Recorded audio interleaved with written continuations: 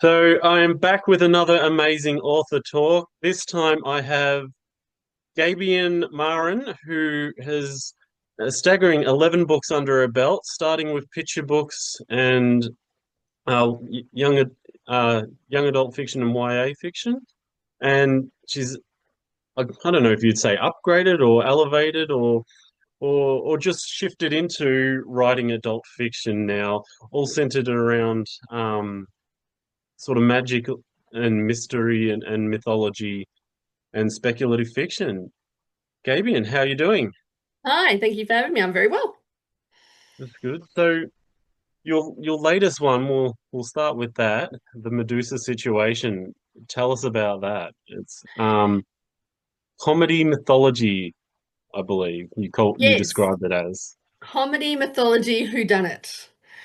So the idea originated, I love mythology, particularly Greek mythology, but any of it really.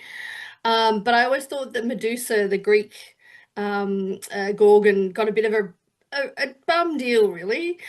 So you might know her story. She was kind of turned into a Gorgon. Then she was beheaded by a Greek hero, and then she was sort of flown around the world, and then we don't hear about her again. And she's just sort of this object in her story. But I always thought it was kind of a bit unfair, so I wanted to write her a sequel, really. Um, and so the Medusa situation started off as what if she hadn't been mortal? So there's this sort of thing in the Greek mythology that Medusa's the only mortal Gorgon, which doesn't really make any sense. And somebody obviously added that much later. So I thought let's go back to the original when she was a goddess, because she originally was a sea goddess, when she wasn't mortal. So she wouldn't have died. So what would her life be like now? Assuming that she got her head back, assuming that, she's having some kind of um life. And of course, I couldn't take this 100% seriously because although it's a serious subject, a lot of it, it's quite a fantastical world, and I wanted to have some fun with it. So the idea was, what would happen if her head was stolen again? Knowing what she knows, and what's already happened to her, how would that play out? So originally, she was meant to be the protagonist of the story, but as it developed, it became clear to me that that couldn't quite work because she's without a head for most of it, and you don't know where the head is. So it's quite a hard thing to do. So the goddess Hera, who's the main kind of female goddess of marriage and um, motherhood and that sort of stuff in Greek mythology, although a terrible mother and a terrible wife, she sort of comes in and she becomes a detective. She becomes a Miss Marple, if you like, of the story. So it's kind of a cozy mystery. Um, there's no real sex or real violence in it, but it's very much a sort of a tongue-in-cheek kind of look at how we sort of think about violence and how we think about mythology and how we think about heroes as well. Yeah, it's interesting. It's funny you talk about this because I'm reading the Percy Jackson series. I'm on to the second book to my children, and it's pretty amazing to me how little I know about the mythology. And I know the Medusa story because of the Clash of the Titans. I Yeah. love the original, the old claymation one, and I actually read the book, but I think it was based on the movie, so it wasn't a great detailed book, but it was still an interesting book. And yeah, reading the Percy Jackson stuff, all the mythology and that and the names and some of it sort of twigs for me, and a lot of it's just like, wow, really? So yeah, Yeah, you sort of deep dive this world and this history and mythology. that's right. Well, it's interesting with the Percy Jackson because he plays with the mythology. He doesn't actually. So in the original story, Perseus, who's Percy Jackson in his story, and who's Percy in my story, as he's a kind of a jackass internet influencer in my story, but he's actually the god of. He's the son of Zeus. He has nothing to do with Poseidon. Yeah. Um, and actually, they hate each other, and yet in um, the Percy Jackson, for some reason, I don't know why, actually, he swapped that and he's made him the son of Poseidon. So there's just little things, and but that doesn't bother me overly because I think the point of the mythologies is that they've iterations over time have changed them a lot. Even if you go from Greek to Roman, Yeah. they've really shifted things. So I was mentioning before that Medusa was not originally a Gorgon. She was not originally a human. She was originally a goddess. She was a sea goddess, daughter of the ocean and the river gods. And then that shifted over time. And the story of her becoming a Gorgon was actually propaganda against Athens because Athens was ruled by Athena, who was a very, very powerful goddess. So the kind of story of Medusa was trying to kind of throw her in a bad light as Athena being a little bit vengeful and a bit someone that women couldn't trust because she was loved by women, like she was just the key one. And that backfired a little bit because then people kind of thought, well, Athena was sort of trying to help Medusa by turning her into a Gorgon, which is the version that I've taken on to sort of get rid of this idea that Athena was vengeful, but actually she was trying to help her. Yeah, see, I So always understood Medusa was was revered and was cursed and turned into the monster that we know and yeah. that's right. So that was a story that was created. So the story of her being a human first really appears in Ovid, who's a Roman one, but he's picked it up from some later Greek stories. But originally, no, she was in the very first Perseus story, which is the first one where he killed her and cut her head off, and she was a Gorgon, not a goddess, and so she was a monster. Athena doesn't appear in that at all. Yeah. It's much later iterations that Athena's there. And that, well, I suppose that's the thing about stories and that, isn't it? Is how we take them, how we play with them. That's exactly what you've done and that's what we Exactly. do as writers. So do you like study mythology and history, or is it just Yeah, this sort interests of. you and then so you deep dived it for the story's sake, or was it something you were already doing? So I've always loved mythology. I read mythology as a child. I read the stories, as stories, we didn't have the Percy Jacksons and things like that, but we had Greek myths. They were very big. Particularly a guy by the name of Robert Graves. He writes a lot of Greek myth, and he probably is best known for writing Claudius, actually, which is a Roman story. But he wrote a lot of Greek myth stuff, and I read a lot of that when I was a kid. And I watched Clash of the Titans, and I watched all that stuff. And I had a little Pegasus doll and a little Gorgon doll. I had all this stuff when I was little. So I've always really liked it. But um, as a writer, I've actually dived into myth in terms of structural stuff and in terms of understanding storytelling. And because I think myth is an incredibly powerful mechanism for story because it's so symbolic and so metaphorical and metaphysical. So you can do so much with it. And I also really like horror and science fiction and fantasy. And all of that really relies on a strong mythology. So if you don't understand how mythology works, you can't write those things. So it's kind of been this iterative process as I've sort of developed other stories and other interests. But it's always kind of been in the background. And the Medusa situation was originally pitched as a episode of Xena Warrior Princess, if you remember Really? that. So that was a while Yeah. ago. I'm dating myself. But there was an opportunity that came up where, because I was working in film and television then, a couple of people were asked if they would pitch an idea for Xena Warrior Princess, and I thought, oh well, let's have Xena have to, retrieve the head of Medusa. So it wasn't this, but it was the sort of genesis of it. Um, so I did a lot of research for that, and of course I watched the Xena things and the Hercules things and all of that kind of stuff. And so yeah, so it's been a long time in the making. As you said, it only came out last year, so it's it's been years and years. But I've been doing other things, and it's just been this story I've played with for a while. Yeah. No. And it um so it's not set in ancient times though. You've No. you've modernized it. And Yeah. So it's actually set in Sydney, essentially in like the mid 2010s, I guess, around that time. So they've got, they've got mobile phones, they've got internet, they've got access to technology. Uh, and the idea is, they've retired pretty much. So they're no longer revered as gods and goddesses, but they're seen as cultural icons. And that's how they get their power, is through that sort of, so there's this sort of system of belief that they have.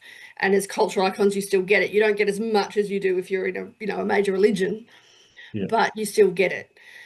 So that's how they kind of live off um, this dividend. But they know that they might not always have it. So they're a little bit seedy. They're a little bit, going, you know, they're they're sort of middle-aged, kind of heading towards the sort of the end of their power, if you like.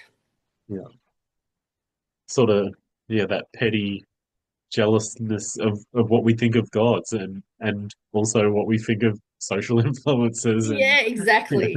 So there's a lot of commentary on social influences in this book, and how that is a way of getting power, and getting and what power is. I mean, it's quite a light, fluffy, fun book, but there's lots of things in there that I've sort of thinking about in terms of the way we perceive value in people and who we revere now. yeah. In an earlier version, it didn't make the final version, but in an earlier version, Apollo was a soccer player, and so they have these different ways of staying in the public eye. Aside from being a fellow Australian, why did you choose Sydney as your setting? It seems Greek mythology and Australia don't seem to. I know we have a lot of Greeks over here, but you know, We do, yeah. So, well, actually, there was a couple of reasons. So the first one was when I first started really writing the book.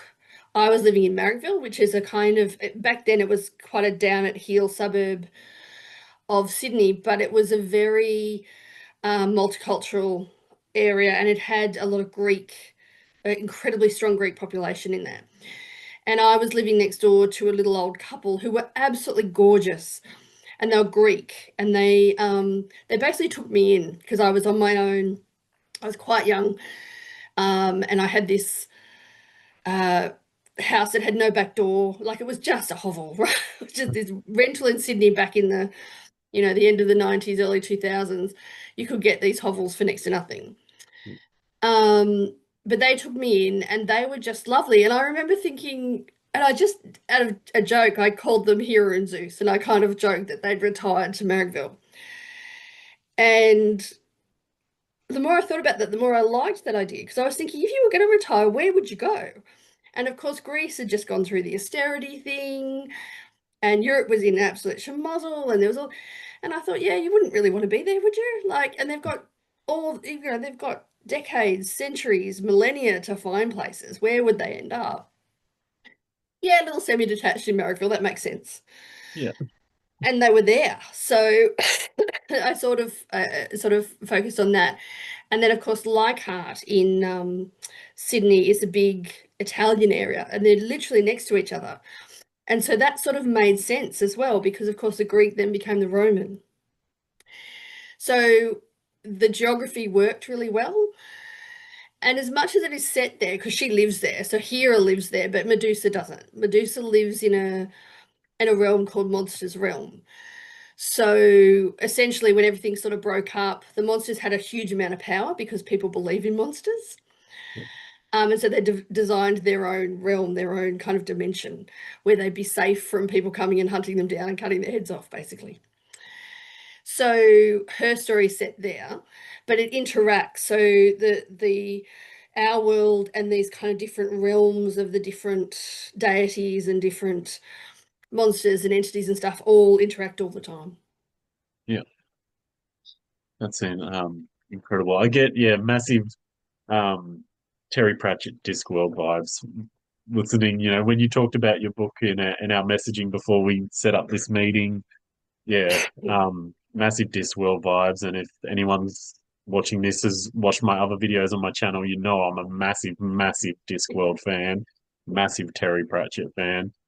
And that's what they are. They're a mixture of mythology, quirkiness, magical mysteries. Because they are Absolutely. most Terry Pratchett are mysteries. Yeah, absolutely. And if you And the put them in a humor. real world setting, they'd actually be up there with some of the best crime writing stories around. But so do you have that sort of edge of, with the humor and the quirkiness, there is a real deep mystery that we have to solve? Are we guessing Yeah, it going through your absolutely. book? So that's exactly right. So it is based around a whodunit. So the structure of it is a whodunit. So it starts with Medusa's two sisters. So she has two Gorgon sisters, and they turn up at Hera's house in Marrickville and say Medusa's head is missing again. And Hera dismisses it and says, "Look, she's always losing it. We can't be running around worrying about it every time." And the sisters say, "No, no, no, this is a real problem. We can't find it. We've looked." And so Hera sort of gets drawn into this, and at first she's quite reluctant. She doesn't want to kind of be involved. But as things progress, it becomes clear that yes, someone has it and someone's using it to turn people to stone. And her worry is that they're going to go after the old Greek gods. And so she's wanting to protect her family, basically, and also protect Medusa and get Medusa's head back to her because it's not very fair, right? To have to lose your head again.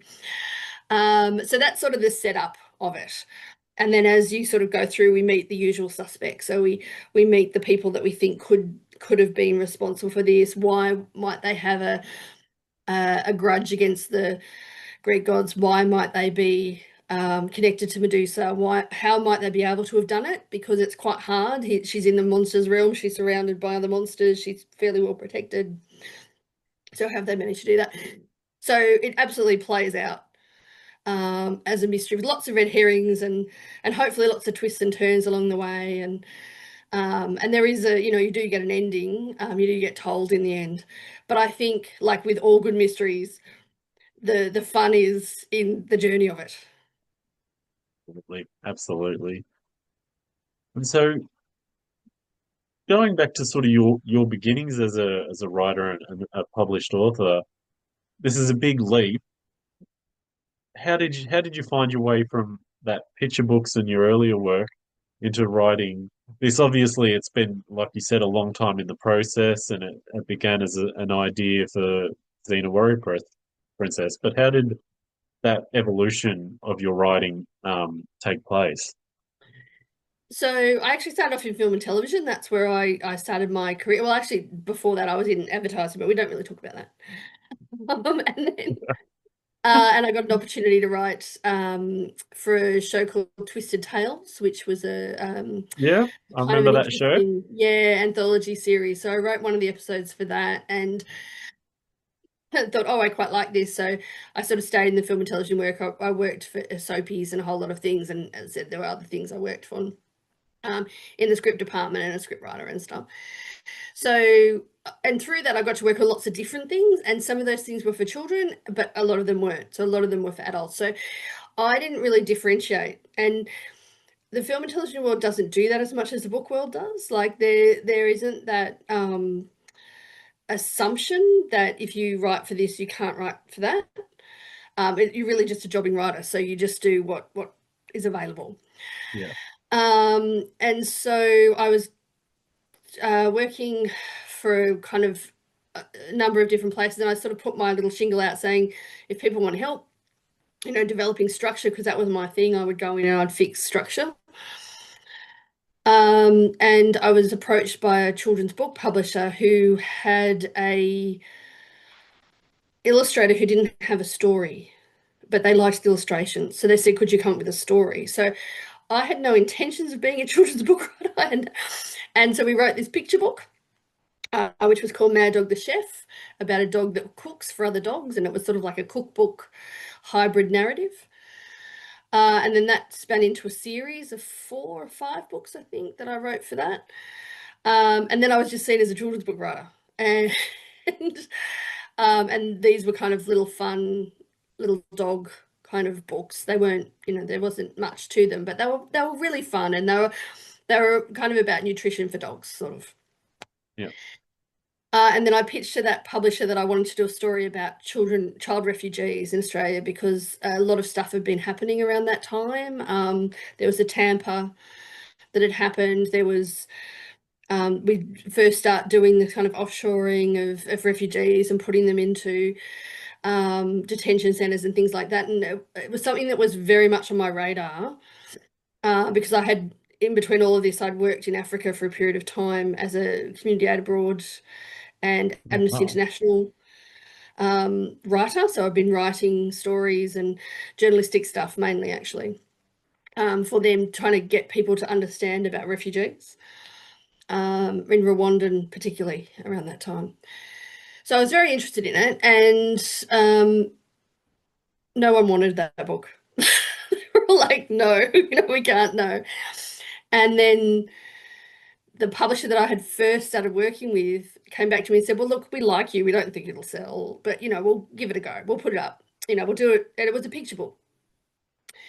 And the whole idea was to do something hopeful and something humanistic, and something that moved away from all the really negative kind of nastiness that was going on both sides. I mean, there was kind of, the the demonizing of the refugees, and then there was the sort of the people who were getting really angry about migration, and there was all this stuff that was going on, and it was just, yeah, it was really still upsetting. going on. Still going on, but Yeah. it's different. But yes, it's the same. It's coming from this same place of just not seeing other human beings, right? And also not seeing nuance. Yeah. So anyway, I did this book called A True Person, which was about a little girl who came over on a boat, and she was in a detention center. And it was basically about her recollections of that, like her observations, her engagements with other people. So it took away all the kind of anything exterior to her. And that's what's great about children's books. You can absolutely just sit in the moment with them. Yeah. And then in the end, she's kind of, and it was actually really serendipitous because as I was writing it, they changed the policy and there was community release for mothers and children. So like, yay, I've got my ending. Like that's what's going to happen. So she was able to go out into community release and kind of see the world outside of the detention center. So it was a really lovely story, and it was beautifully illustrated by Jackie Granford. She did a fantastic job. And it came out and it started doing really good business. Like we were quite shocked. Yeah. And then of course the big publishers all started jumping in and they released one that was very similar after rejecting mine, which I thought was interesting. They're good at It they're was, good at that. yeah, it wasn't exactly the same, but it was quite similar. And it Yeah. came out about 3 months after mine. So I was like, okay, that's interesting. But a good thing. I think a good thing. So yeah, so that all sort of happened, and then I was like, okay, well, I've done that, you know. But then I started to get known as being kind of the social justice, social history person. I don't know where that came from. I was like, okay.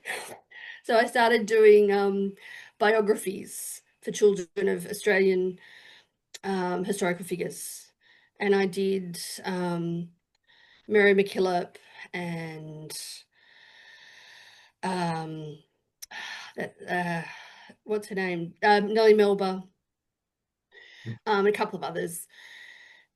And that was, and I love that because it's research and it's history and it's, empowering for people to understand Australian history.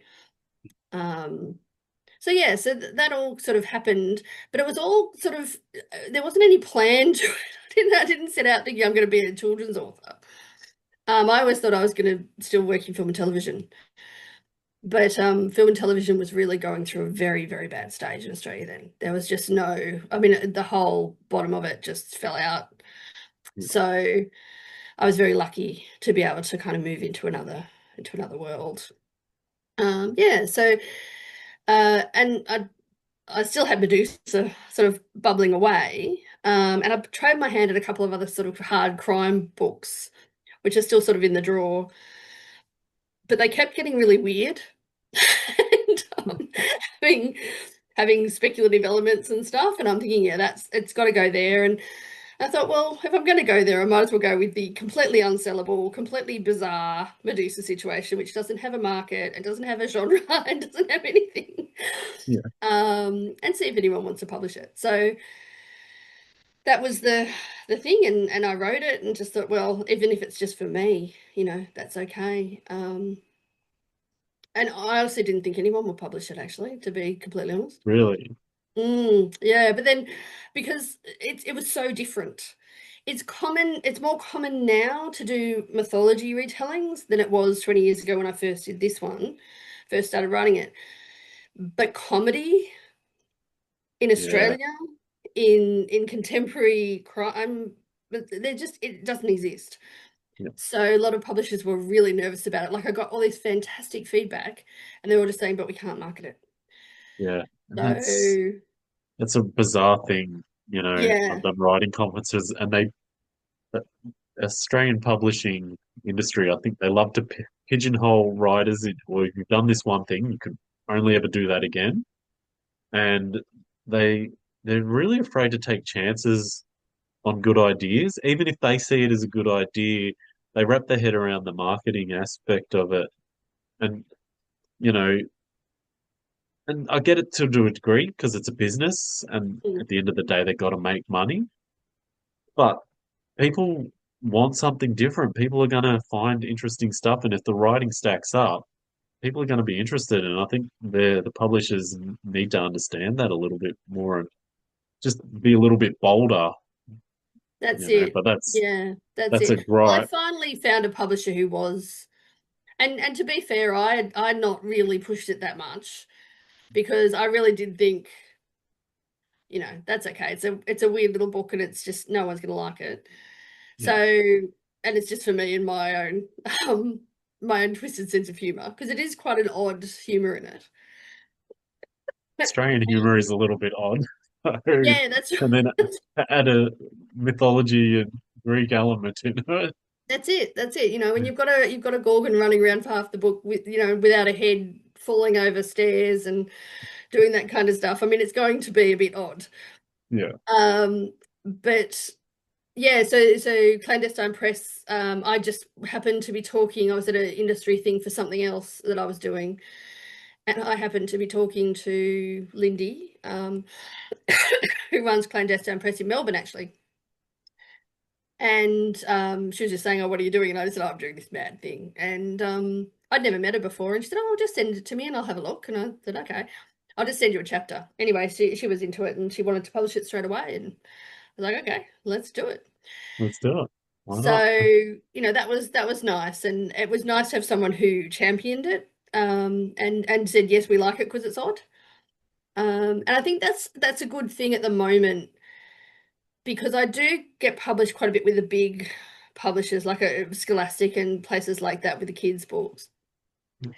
But I think the smaller publishers, personally, I've always found to be more willing to take a risk, and it can be tough for them. I think, particularly in a world of self-publishing and hybrid publishing, for them to be clear that they're not that. Yeah. Um, but I think there is real opportunity there for good small publishers who get a niche and sort of understand what they're doing. And a couple of them have actually become, I mean, Pantera is a really great example of that. So they started off as being a really small kind of thing, and they've built their world up. Text has done that too. So I Yeah. think it's possible for if you get in with a good small publisher early on. And of course, Bloomsbury is the really famous one of that. Yeah. Um, so I think, yeah, I think there's real opportunity there. So yeah, do you want to talk more about your publishing? So how did you find it? Like sort of comparing it back in the day to the children and then again breaking that down to now. So 'cause sort of seemed like you were in the TV industry and the film industry, and you sort of stumbled on it. Was it tough going, or was it really just you stumbled into See, this? I feel terrible because I know how hard people work to get published, and I have that feeling with the film and television world, which is so hard. Like I see that as being exceptionally difficult because the money, the costs of things. So you write stuff. So I've written so many scripts that have been bought and never made Yeah, because they're just, there isn't, and they've been bought overseas because there's no money in Australia to even buy them, right? They want you yeah, to do them for nothing here and then never make them. So, so when I sort of stumbled, I mean, I didn't completely stumble. I did put I did go out and say, I'll do this stuff and I'll help people. And I did quite a lot of development work and I worked in development in television for a long time. Um, and books, people who wanted to do books sort of gravitated over there and they said, like, I've got a book and I want to turn it into a script. And I go, okay, let's look at the book and see if that's ready, because if the book's not ready, you're never going to get it into a script. So that sort of then, and also another weird serendipitous thing was that my agent at the time decided to open her own publishing company. And it was completely not fiction. It was alternative health and well-being. But she okay. asked me, yeah, to do some stuff with her, to read through manuscripts and to advise on stuff like that. So I started to get to know the book industry really well from that kind of back end, which I Yeah, think did help me a lot. Um, but it was sort of serendipitous to kind of get the opportunity that I got with the Mad Dog the Chef thing, because it really did just come out of nowhere. But I did find it, even with a true person, which was a hard sell, like that was a really hard sell. And I was committed to that. I wanted that to exist. And back then there was no self-publishing option. So now I think I'm in two minds about the self-publishing thing, because I see it as being a good opportunity, one, to kind of put a bit of a bomb under the traditional publishing industry and make them realize that actually they're not the gatekeepers they once were, and that unless they innovate, unless they start broaching out a bit more, they're going to really suffer. And I think it is an opportunity for a lot of people to sort of see themselves in print, and for really good writers who are writing really unusual stuff to get out there. But I think what also happens is a lot of people don't do the work. yeah, And they put it out into that sort of self, and they sort of say, I've got 22 books in my series, and you're like, well, probably none of them are good. Just yeah. maybe the I've first one's good, but the yeah, rest probably aren't, right? So but I think not having that meant I had to just keep knocking on doors. If you believe in your work, you had to keep pushing it. And I had to take into account what people were saying to me, and I didn't really change the book that much, but I changed the way I presented it. And I sort of learnt to talk the marketing speech a bit more, which is probably good. So, and I developed really good relationships with people. And I think that's the key thing. Again, the self-publishing, you don't get to do that. Although to another extent, you do get to meet your readers more.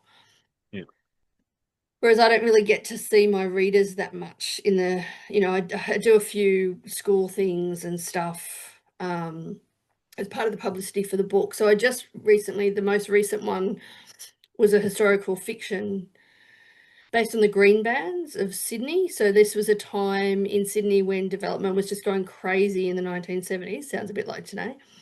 yeah, And developers were just going into neighborhoods and flattening things for car parks and all these really beautiful historical places in Sydney, like Centennial Park and the Rocks, were just under demolishment orders, as well as a lot of social housing.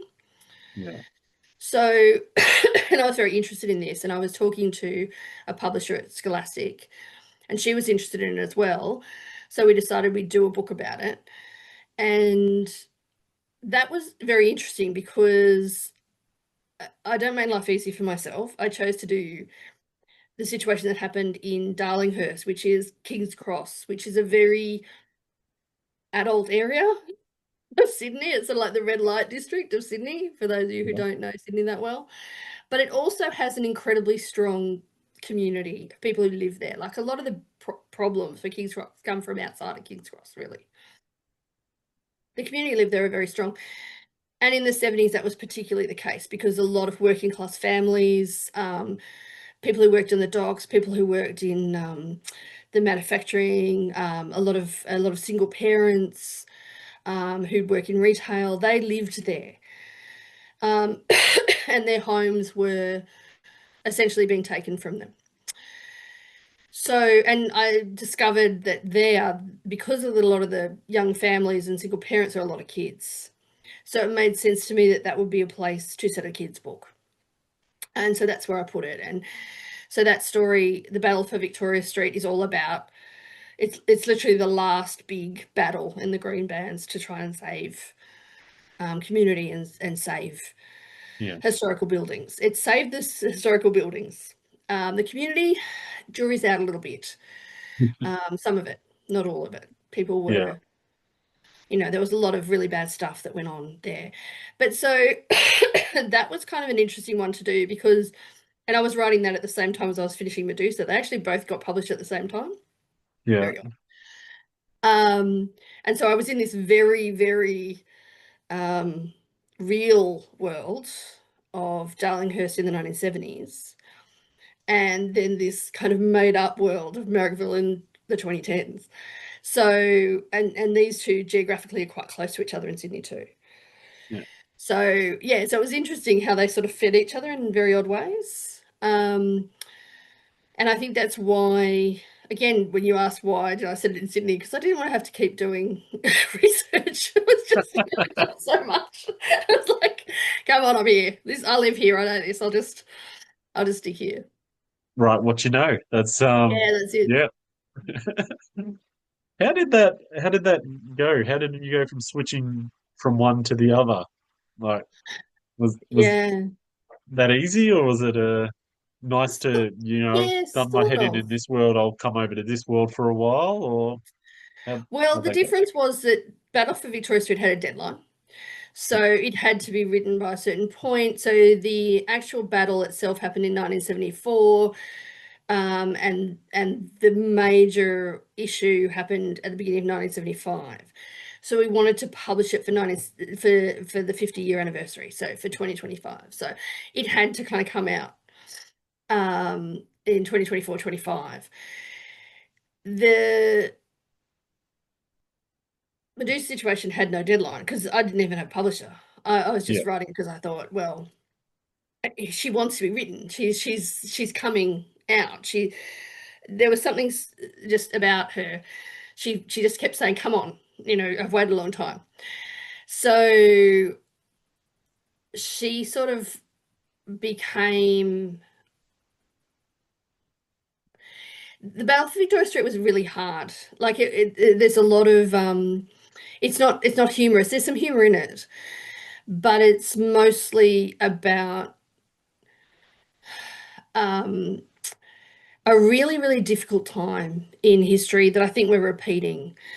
And the research for it was quite hard. It reminded me a lot of the True Person stuff because to do True Person, I went to the detention centers. I spoke to children who were there. I spoke to refugees. I did all sorts of stuff and immersed myself in that world.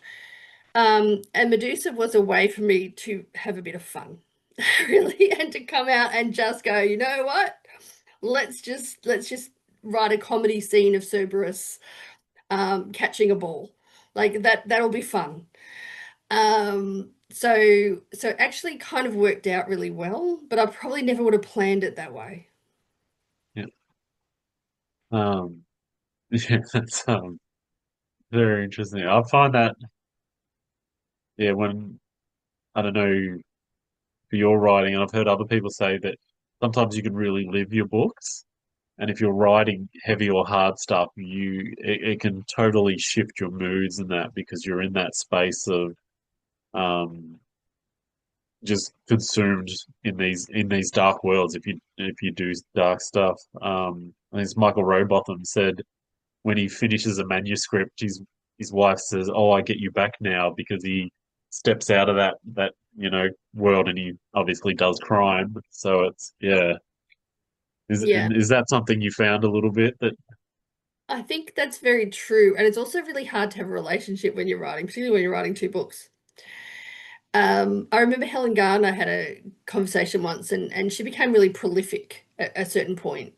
Um, and someone asked her, how did she become so prolific? She said, I got divorced.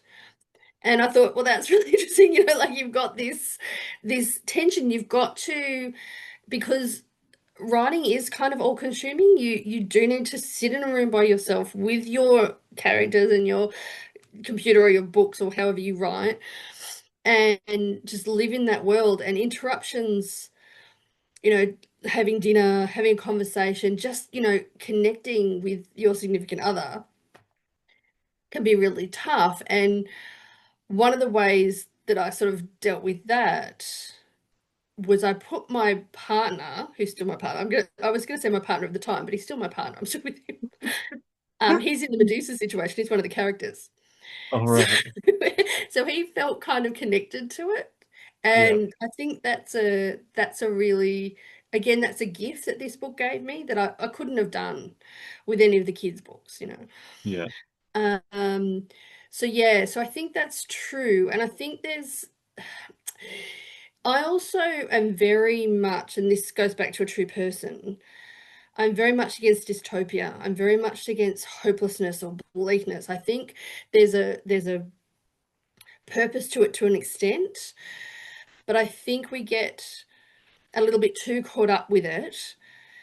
And in a bleak time, or when people are feeling quite bleak or feeling quite hopeless, feeding that is not great. So even when I'm living in those worlds, so even when I'm living in Victoria Street, and that story was really about a family, and a family who weren't dysfunctional, right? They were a great family, and they were a great community, and it was celebrating that rather than talking about this evil thing that is trying to cause disruption, and that's there. But the thing that overcomes that is the community and the family and the connection to each other. And I think we lose a lot of that. yeah. So, which is part of the reason why I really struggled with the hard-boiled crime stuff and kept throwing in things that probably shouldn't have been in there because I was like, yeah, but let's just make one of them make people disappear. That'd be fun. you know, and then I was like, okay, I'm writing speculative fiction now. And so Well, I think that's what your heart was telling you you wanted to write, wasn't it? yeah. That this is your calling, this is your writing style. So Well, that's it. I mean, the book that I'm working on at the moment is well, I've got two, but because of course. But it's about a woman who can actually make people disappear, who annoy her, who irritate her. yeah, And it's sort of about how you cope with everyday irritation. Because you know how you just do. I don't know if you do. You get to a yeah, certain age, you just don't want to deal with people anymore. yep. And I started to realize that in myself and thought, okay, let's look at this and see what would happen if I actually didn't have to. Would it really be a good thing? And so those sorts of things kind of play out from something that starts off as being quite negative and quite like, so No, I can 100% relate. I have in my office I have a work bestie. I didn't think I would, and she's very odd but we click. Yeah, from two different worlds, but we click and it sort of us against the rest of the office. And I, via text, gave her permission to headbutt another crowd today who was annoying. So I can, yeah, I can 100% dive into that world and yep, those hidden desires that you don't speak absolutely. out loud. Absolutely. Yeah. And what happens if you get what you wish for? That's what I'm always interested in. Like Yeah, that's a perennial question, isn't it? Not just for sci-fi and speculative. It obviously lives there, but I think anywhere, even yeah, in murder stories, what would really happen if I killed someone? Like, what would yeah. really be the outcome of that? And of course, the Sue Grafton thing is a great example of that because she wanted to murder her husband, so she wrote 24 books about, murdering people. So, and being found out, and and that kind of having that justice served. But Yeah. yeah, But no, that's yeah. Oh, I hope you get that one published. That one sounds brilliant too. thank you. But Well, from your mouth to the different deities' ears. yeah. So that's you said you're working on two. That's one. What was the other? So the other one is a uh I guess it's speculative fiction. It's told from the point of view of a raven who it's set in sort of medieval Scotland, and he discovers that the woman who's sort of been looking after him has she's not there, and he doesn't know why. And he discovers that she's been taken away for the Scottish witch trials. So Oh he wow. tries to rescue her. So Yeah. that's that story. So that's the yeah, so that's in kind of yeah, I'm just stepping that all out and working out because that came because there was this really uncelebrated woman called Mary Cavendish. I might get that name wrong, but I think that's right. I have my notes somewhere. But she was this countess or noblewoman anyway in Scotland who went to the witch trials and spoke on behalf of the witches and got them off. And she got off like 150, 160 women from these horrific kind of trials, and she put herself at risk to do that. And I've always been fascinated with her, and I've wanted to tell a story about her, um, and a historical fiction story about her, but I was trying to find a way in. And then I just thought, well, this might be an interesting way in, to tell it from the perspective, because I was reading Black Beauty, right, for something else that I'm doing. And that's all from the horse's perspective. And I just thought, you don't get that many books from animals' perspectives. I quite like Yeah. Yeah.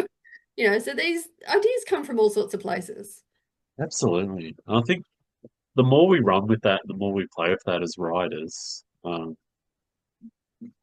it can take you anywhere. It can totally shift your ideas. It can totally change your perspective on things and create. And that's the whole point of writing and reading, to create, to think of things differently, you know. And if there were a lot more readers in the world, we wouldn't have half the problems we have right now. You know? Well, I think that's true. I think that's true. And I mean, I do think people read, I mean, obviously they read more than they did insofar as more people are literate now than they were back in, the medieval times and stuff like that. But oral storytelling was so important. Yeah, And we've lost that. We've lost this story sharing. We do a lot of storytelling, I think. We do a lot of, out pushing out into the audience. Um, and of course, I make my living off that, so I'm not going to put it down in any way. But I think sharing, and that's why I'm really interested in stories that already exist in some way, and rethinking about them. I mean, the Medusa's one of those. The Familiars one is one of those, um, because we share so much. We have so much in common everywhere, and we're so focused on difference. yeah, And I think that's if we start shifting that a little bit. I mean, I'm all for individuality and being your true self. That's fantastic. But I think we've pushed that to the point where that's the only thing that matters. And actually, community really does matter, and connections and sharing and believing in each other and believing in the good of people yeah, um, would be nice sometimes. Yeah. yeah. But we that doesn't make money, does it? And that's No. where we're at as a That, society. that's right. Division makes money. Division makes money. And Yeah, it does. Although, again, I wonder about that because I mean, it definitely does. There's no question, and it definitely hits higher on social media. You get more clicks, you get more whatever it might be. But there's this old story about the two wolves, and there's the wolf that's sort of the anxiety and the depression and the anger, and then there's the wolf that's the positivity and the hopefulness and the joy, and they're both fighting. And the question is, well, which one will win? And the answer is whichever one you feed, Feed. Yeah. because it needs to have that strength to keep going. And I think we're feeding it from both sides. And if we stop from either side just a little bit and shift just a little bit to more positive stuff, we'll see a big shift. Yeah. So keep positive. That's Yeah, it. definitely. That's my Keep thing. keep That's my fighting thing. the good fight. Yeah. Keep telling stories that make you think and open up your heart. Well, that's right. So one of the things that I really wanted to do with Medusa Situation was it's not vengeance. It's not about violence. It's not about so something horrible happens to her twice, right? And it's pretty horrific. And you can, of course, go down the whole thing of these people are evil and they've done this terrible thing and we're going to get them and there's going to be retribution and there's going to be violence and there's going to be conflict and there's going to be action and all that sort of stuff. But I just thought, well, is there another way to deal with it? Is there another way that there could be justice? And I'm very interested in restorative justice. Again, coming from the sort of working in refugee camps and working with communities who have gone through horrific violence Yeah. and the cyclic nature of that, that it just keeps happening and someone's got to circuit break it. So in the Medusa situation, I was very interested in, okay, so yes, we've got to find the perpetrator, but then what?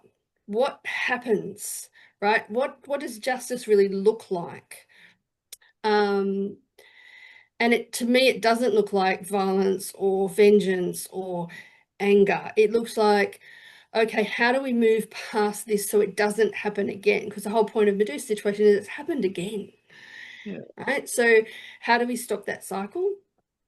And again, it sounds all very lofty and stuff, and it's just funny. It's funny, it's funny frothy story, but underneath it all is that belief that we can do things differently if we think differently, and the outcome's probably better.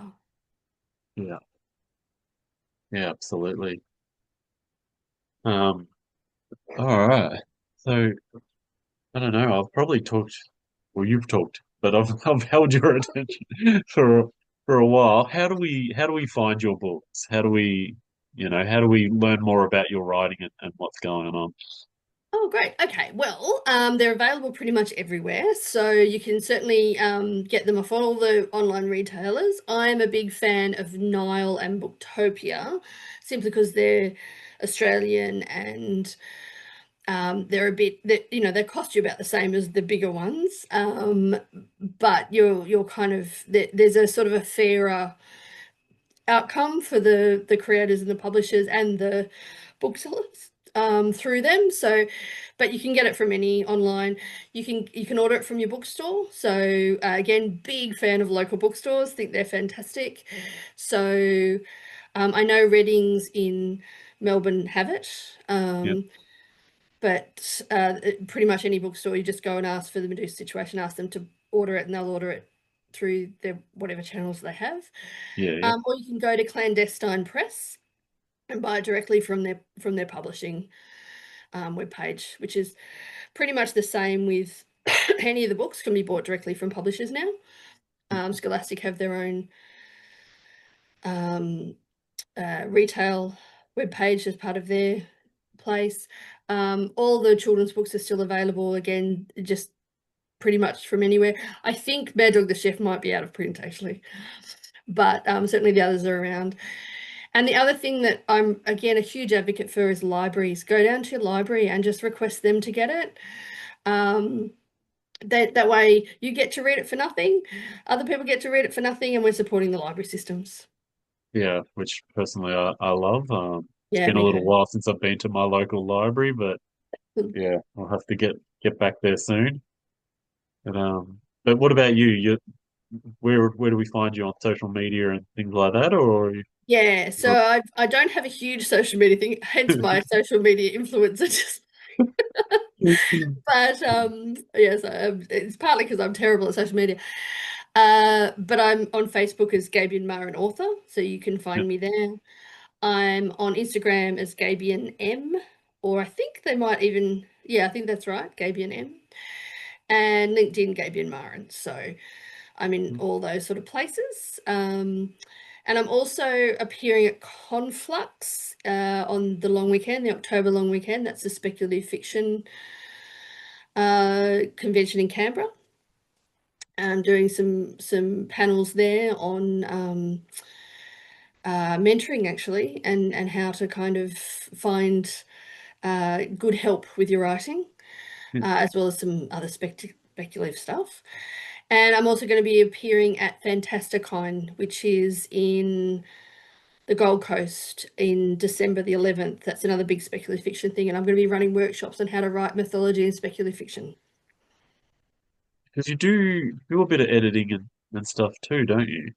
I do. So I work for a lot of different publishing companies, editing books, every kind of genre, really. And I also take on private clients who might be looking for editing, particularly in speculative fiction and memoir and historical fiction. And again, you can find me. I've got a business actually called Three Muses Creative, Yep. which you can go to that website, threemusescreative.com.au.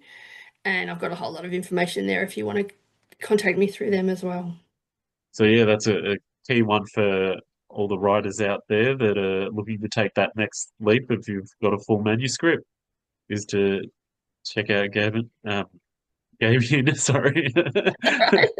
And and yeah, so I know resources for writers when you, especially when you're first starting out, is like how do you make that next leap? How do you get people to read your books and things like that? Yeah. It's always gold to know that Yeah, information. that's it. So yeah, your three muses, was it? Three Muses Creative. Three muses creative. Yeah, definitely worth checking out. And yeah, I I don't know, unless there's anything else you want to talk about or tell us Sorry, I've about just gone rah, your rah, rah. your writing journey. This has No, been an amazing chat. So the Medusa situation and it's the battle for the Battle Victoria for Street. Victoria Street. So that's a middle grade fiction. So that's you're looking at 9 to probably 15, 16. That's written for. Although, if you're interested in the Green Band eras, it's a really good resource just to get some information about what happened in Sydney in the 1970s and the lessons we can learn from that. Yeah. So yeah, brilliant. Sort of your latest books, I suppose, because you do have that swagger of books behind you. But yeah, thank you very much for talking to me and my listeners, my building audience, which is Yeah. had a little bit of a jump in the last few days of subscribers, which is really cool. So Fantastic. Well, look, I think this is a great thing that you're doing, and it's so useful. I'm really interested in all this sort of stuff as a viewer to just hear from people and find out what they're doing and stuff. So having that opportunity and doing someone who's Australian, because there's not a huge number of Australians doing it. no, and yeah, it's nice to actually talk to my first Australian. I do have another interview lined up with another Australian and hoping to attract more Australians. But also, I just want to talk to anyone. Yeah, So, yeah, I think it's fantastic. it's pretty cool to talk to people on the other side of the world and just talk writing, talk books. It's, Absolutely. No. any excuse. In my day to day, I don't get a lot of that. So that's what sort of formed and started all this. And Yeah, I think yeah, it's a great idea what you're doing, and yeah, I wish you all the best, and yes, I hope that the audience grows, and I'll certainly be a supporter of the channel and hope that and let people know. But brilliant, well done. anyway, thank you very much for your Thank conversation. you. Thank you, everybody, for watching. And remember, happy reading, subscribe and follow for more.